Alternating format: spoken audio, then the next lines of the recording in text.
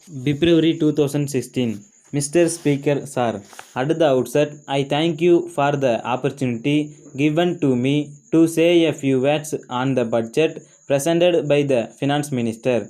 I would like to say on this occasion that generally the present budget has to be welcomed because it will be seen that it has given some relief to the low income group of people. But at the same time, I am sorry to say that the surcharge on the corporate sector, which has been imposed on the industries and on direct taxes, will take away some benefits which are proposed to be given. As many honorable members have dealt with it at great length, I would not like to go much into it. I would like to point out that another good feature of the budget at present is that it has done away with the old practice of showing a deficit in the budget. I am glad that this has been stopped in this budget. I hope and trust that it will be a permanent feature and that the deficit will be met by the savings. I am sure there will be savings because we have seen that generally the government underestimate the income at the beginning and by the end of the year. When we have the revised estimates, there is a surplus which covers the deficit. Budgeting has not been restored to. In this context, I would have been very happy if there had been some sort of control on the civil expenditure because we find that in the last 3 5 year plans it has been going up year after year. Unless we take steps to curb it at a point of time, it will take away a large part of our revenue.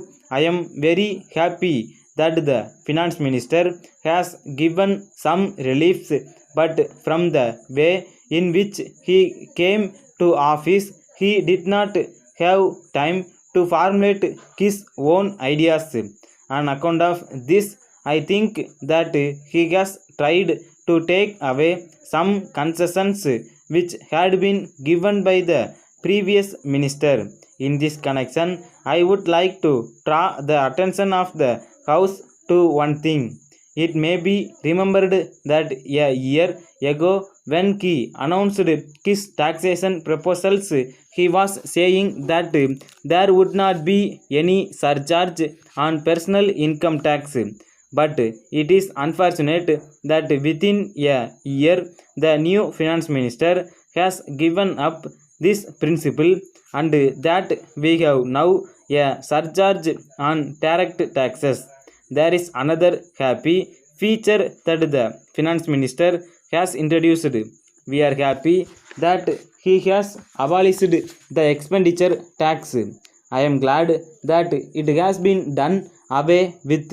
But I would like to recall that in the past we had seen that it had been at once removed, but it was reintroduced by some other finance minister. I hope that such a thing will not happen in future and that the present finance minister will not reintroduce it. There are two other points which were dealt with by my honorable friend. One of the points was about devaluation of the rupee. We find from the papers that there is much talk about it. Some say that it will be worthwhile to devalue the rupee, but there are others who say that it will not be in general interest when we have to import a lot of things and when we have to pay for them. I fully agreed with what my honorable friend said in this connection. Letter from the Secretary Murali and Company, Patna to the Indian Publicity Bureau, New Delhi.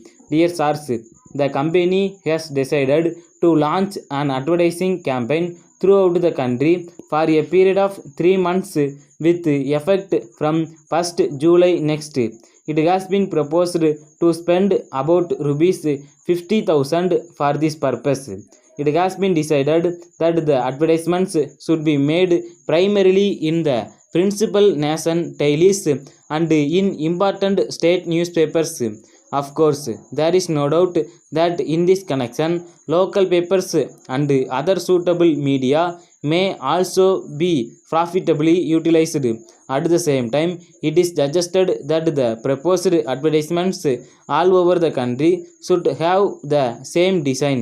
In the same way, it is also desirable that the time of their publication should coincide with the distribution of illustrated booklets to the retailers of the locality concerned. In this connection, I will be glad if you can draft a scheme for the campaign and send it on to me together with a copy and layout for the booklet as soon as possible in order to have them approved by the board. The next meeting of the board will be held at 3 p.m. on 20th March, and I hope it will be convenient for your representative to attend the meeting to discuss the scheme in detail. I shall be glad if you send me a reply at once. Yours faithfully.